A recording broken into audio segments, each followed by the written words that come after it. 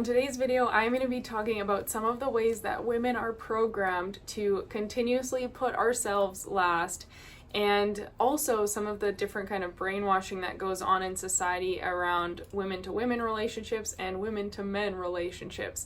And the way that for generations and generations we have been taught to show up, to think, act, and believe and speak in certain ways that was ultimately meant for our oppression and meant for us to feel smaller and secondary. So I want to bust some of that out in this video today and share with you the exact process on how to break free from that place so that you can start to confidently show up and stand strong in your power.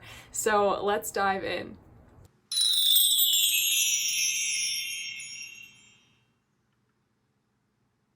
Hey guys, welcome back. My name is Kara Michelle and I'm here to help you live your truth.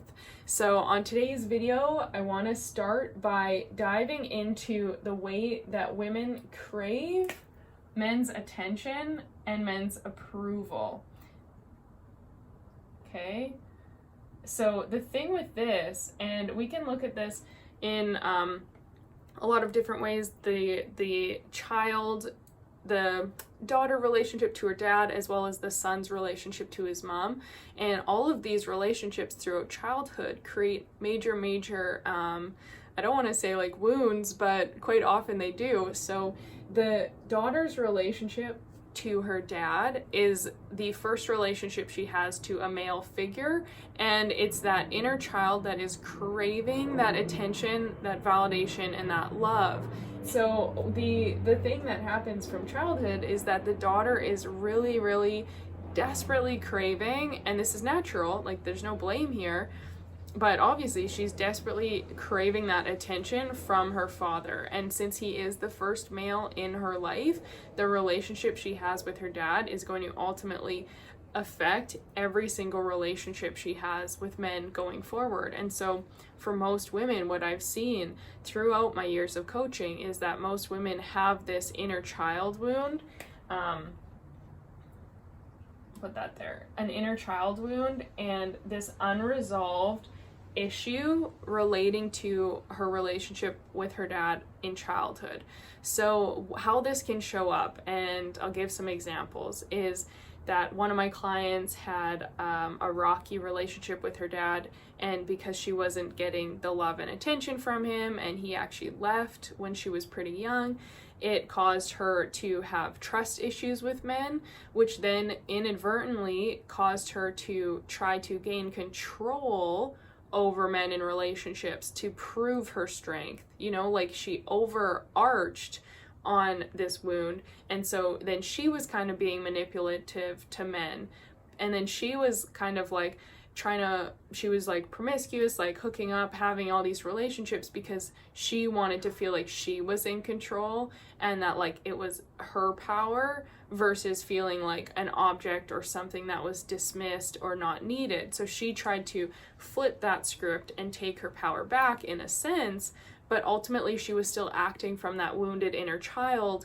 who had missed out on a lot of love from her dad and created these beliefs, this unworthiness, and these patterns. Okay, so that's one way that it can show up. Another way that it can show up is that you feel like you're not getting that love in the way that you needed it, and so you have that belief that I'm not good enough, and so you constantly put your validation and your worth into external things. Like, oh my gosh, if I can just do really well on the test, maybe I'll get some attention from my dad and he'll be proud of me. Or if I can excel in sports, if I can do something well here to get that compliment or that moment of attention where he's saying, hey, you did a really great job, and I can feel validated and enough for that second. Well, think about how that impacts you as you get older, because now, as an adult, you're constantly looking for that validation and approval elsewhere. So you're not filling your own cup, you're not believing you're good enough just for being you, you're searching for it from a partner or from a guy at the bar or from a text message, right? Like you're searching for it from someone other than you and hoping that that person can make you feel good enough, can make you feel wanted, can make you feel loved. And ultimately, the thing is that even if they're an absolute great guy, if you don't feel it inside, it's still not going to be enough for you. You're still going to be kind of desperate or clingy or wanting more or needing that extra validation all the time. Can you see how this creates some major cycles?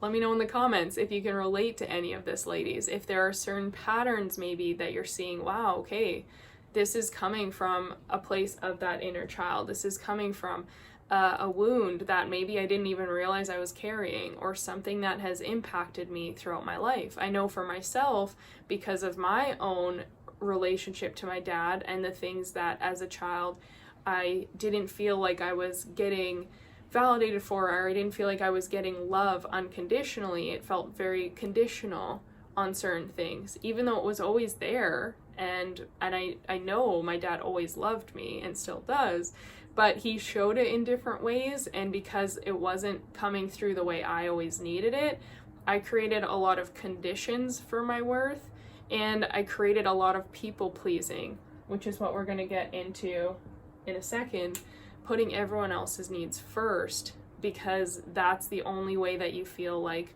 you're appreciated. That's the only way you feel like you're getting that attention or that validation.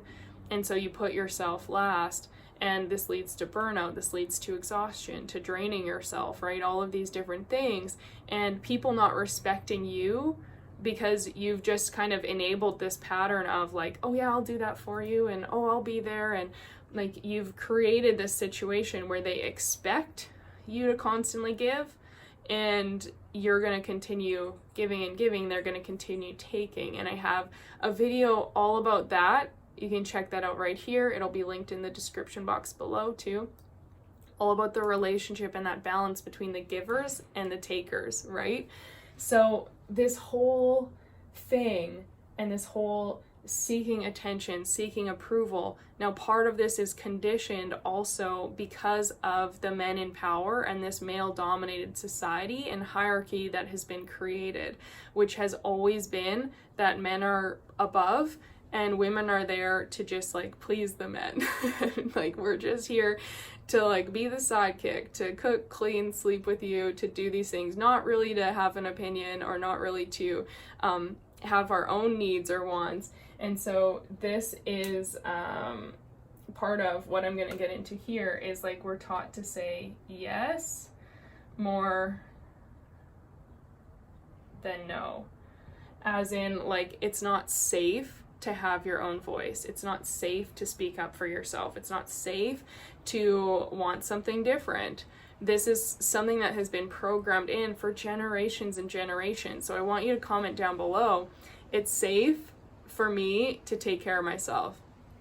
It's safe for me to put myself first. It's safe for me to do what's best for me. Like, I choose me. Comment that down below. I choose me. I choose myself. Because this is ultimately when you get your freedom. When you decide that you are worthy, when you decide that you are enough, when you decide that you matter. So you choose yourself first. Now, how this is programmed in through generations is you think about even like our grandparents, or like think about women in even like the 50s and 60s. Like, I loved watching Mad Men because it was so interesting to see kind of this dynamic between the men and women, right? And when the corporate world and the business world, all this stuff was kind of going, and you see that like women were only viewed in certain ways. It was a very masculine and a toxic masculine environment in terms of the mentality that our society lived in. So women were taught that they couldn't say no. They couldn't speak up for themselves and say like, no, I don't want to do that, or that's not right for me. It was always about pleasing the man, putting that partner first, or putting that expectation first, and feeling like you were just there for them versus like, no, I'm a individual human being. I have my own wants, needs, desires, beliefs, actions, like brain. Like, I have stuff to provide to the world, and I want to be confident and be aligned with that, versus like, oh no, you should just fit in this box and this is what you're expected, this is what's what you're here to do, what's expected of you. So just do it, stay quiet, stay over there, right? And come when I call. Like, show up, bring me a sandwich. Like, I know that's like really stereotypical, but it's true, right? That is a lot of how it used to be. And so this whole this whole toxic cycle that was created, that this is the thing, is like, it gets passed down. That's a horrible circle. As always. Okay, it doesn't make it any better, but it gets passed down through generation to generation.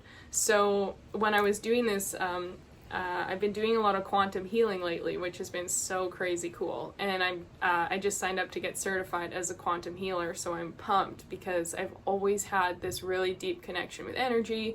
My intuition is like on point, and it's I do dream travel, astral travel, out of body stuff, so like it's really cool.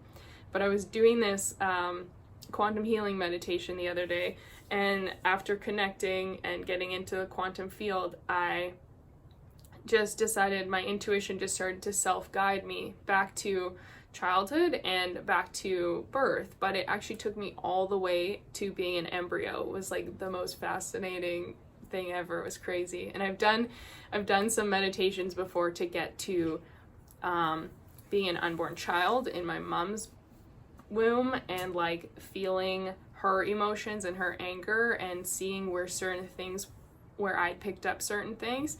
But this one was like even further, next level. And what I noticed though is, as I was doing this and I was healing a lot of patterns in myself, and using this quantum healing to shift and change the story, change the timeline, change the energy and the beliefs that had been created, that had been imprinted and carried in with me through birth, I was healing that. But as I was doing it, like, I could feel the intergenerational trauma. I could feel that there were things from my mother, and her not feeling like her voice mattered, and her not feeling like confident in her identity and what she was here to do in the world, you know, and kind of feeling small. And I could feel from my grandma that, you know, the things that she carried and experienced in her relationship, and how small she had been made to feel, and like her voice didn't matter and all these things, and she was just there, like not even respected at all by my grandpa because of that old school mentality. And I was doing this healing on all of the lineage, all of these generations. And what's so powerful that so many of us don't realize is that these patterns do get passed down, because your body, like, if you look at it, you existed as an egg in your mom, or part of you, right, existed. On a cellular level, you were there as she was growing up and as she was going through things. So traumas and experiences and really deep emotional things that your mom went through, that impacted her body on a cellular level, and on an energetic level, and on a mental belief level, right? Mind, body, soul. So that was something that when she gave birth to you is naturally passed down. It's part of you now. And this is why a lot of times we see that parents or kids end up having similar cycles, patterns, and struggles to their parents, and similar beliefs, right? All of these things, because it's passed down. Now you look at your grandparents, well, same thing. So they passed down their trauma without knowing it to your parents, and then your parents, unless the trauma was healed and released, unknowingly passed it down to you. And I truly believe what's so amazing about our generation right now, depending on what generation you're in watching this, but we are the generation that's shining the light on a lot of these things and bringing a lot of deep healing in to shift these timelines and to shift these stories and say, you know what, like, that's not me anymore. I'm not staying in these patterns and these cycles. I'm not continuing to feel oppressed, to feel like my voice doesn't matter. I'm not giving my power away. Like, I'm not standing for this any longer, and I'm making the change. Give this video a thumbs up if you're enjoying this so far. If you're resonating with what I'm saying, please let me know in the comments down below. Make sure you've subscribed and turned on the notifications as well, so that you always are always notified when I put out a new video, okay? So this is the cycle. This is that intergenerational pattern that continues, and this is where every single time you make a step forward, even though it's scary, even though it's hard, but every time you make a change, you are breaking that cycle. And think about the impact that's going to have on future generations. So it all adds up, and it's all so powerful. It's so important. Okay, and just a side note quickly, if you're watching this and you want to know how to fix it, make sure you click the link down below for my free mindset training, because inside Conquer Your Mind, that's my 90-day program. It's the combination of the mindset work and the energy work. Okay, there are some of my most powerful meditations and energy releases inside this 90-day program, as well as a structured step-by-step 90-day process to take you from a disempowered, stuck, insecure, traumatic, maybe not traumatic, but like carrying past struggles from that identity, to take you from that identity and help you release and identity shift into who it is you're truly meant to be, and like be able to step into the world as your truest self, to feel confident, to feel aligned, to start showing up in the world that you were meant to, so that you can create the life of your dreams and start to really shift into that ideal reality and that life for yourself. But it starts with the mindset, and then the energy piece, as I mentioned, is a huge part of that program as well, because you can't do one without the other. They're like mind, body, soul. It's all there. It's all there. It's all connected. So make sure you check out that link if you want to know more. Watch that training where I share my exact 3-step process, and I share some super cool case studies of not only myself, but different clients of mine who use this program and got amazing results. So check that out. If you want to know more and you want to work with me, make sure you click the link and book a call so we can chat and see if it's a good fit for you, okay? Now, the last part I wanted to say here is just that women are programmed to put everyone else first. And this kind of goes along with that whole, it kind of goes along with this whole part of, the generations and the expectations of our needs don't matter, but like, what we need to make sure their needs matter first. And I think part of this is the female nature as like the nurturer, the caregiver, the mother, right? That mother figure. Of course, the mother figure cares about her children, or she cares about her husband or her family or whatever, right? She is a caring, nurturing person, but it's programmed in us to put everyone else first and not put ourselves first at all, not take care of ourselves. And I want you to comment this down below. This was something that came to me in a divine download like a few years back, when I realized this was a pattern in my own life. And it was like, if I am putting everyone else first, then I'm automatically putting myself last. And we don't realize this. We think, I care about them, so I want to put them first. I care about them, so I want to help. I care about them, so I'm going to say yes, even though I want to say no. But by doing that, every single time you do that, you're putting yourself last.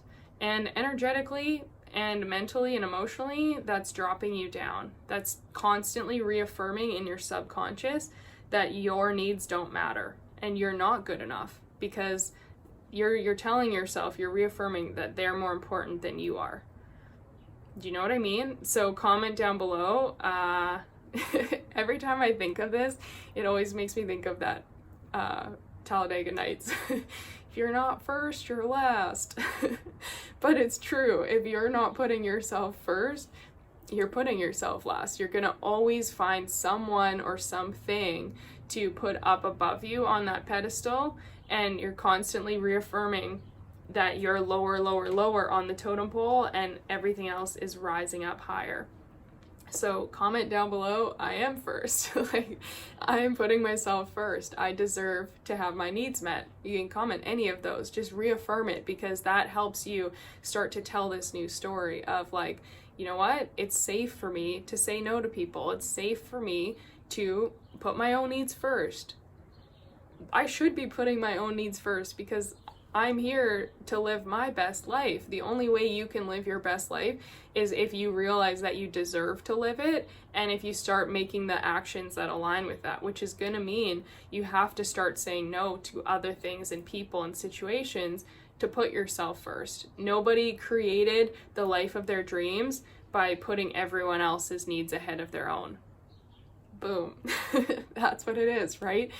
I had to start saying no to a lot of people, a lot of things, and I lost some friends, but you know what? I'm the happiest I've ever been because I've created exactly what I wanted for myself, exactly what makes me happy. You know, a career, a coaching business, a YouTube channel, social media platforms, connection with people around the world, travel, volunteering and working in different organizations, wildlife, women's empowerment, all of these things that I personally always dreamed of doing. None of that would have been possible if I didn't learn how to say no to the things that didn't match that. So I had to start by reprogramming my self-image and the belief I had around myself. You can check out this video here if you want to know more about that self-image specifically and how to step into alignment with who it is you truly are, who you're meant to be, and align confidently with the beliefs, the energy, all of that. And then, like I said, make sure you check out that training down below for the free mindset training. While it's still up, let me know, book a call if you want to work together and actually work through this inside my proven process. Because, like I said, everything that you dream of, you can have it. But you're going to have to say no to the things that don't align, to the people that are keeping you stuck, to all of the things that are energetically draining. And you have to learn that like your approval, your worth comes from within. It's not from something external. It's not from a man's validation. Healing that inner child wound, like literally everything I've talked about on this video can be healed when you conquer your mind and you do the proper mindset and energy work to step forward in the world as who it is you're meant to be. So again, please hit the thumbs up if you enjoyed this. Please feel free to share if you know anyone who could benefit from this and who can benefit from knowing that like it's safe to break this cycle. It's safe for us to start to speak up. And the last thing I want to say is that one of the things we are programmed is like to crave that approval from men and to compete with other women. And we automatically we were trained from a young age to like judge other women for what they have that we don't have, or like to criticize, to compete, to feel like we have to fight them in order to get to the top, when in reality there's more than enough room for all of us to thrive. There's more than enough abundance on the world. There's more than enough partners, you know, opportunities, situations, all of these things. And yet we're constantly taught that like we need to compete with other women, and it creates a really toxic environment for our relationships to women and for that safety, which if you look back in like the tribal days, we all just worked together. So it's all about uncovering these blocks, these patterns, these different things that are keeping you stuck, and realizing it's safe to stop following that paradigm, to stop following and getting stuck in that rat race and that trap that came from a really toxic, masculine, ego-driven place. So it's time to stand strong. It's time to take your power back. And I really hope this video helped open your eyes to some of the ways that you can do that. So make sure you check out some of these other videos here as well. I hope you enjoyed this, and thank you so much for watching.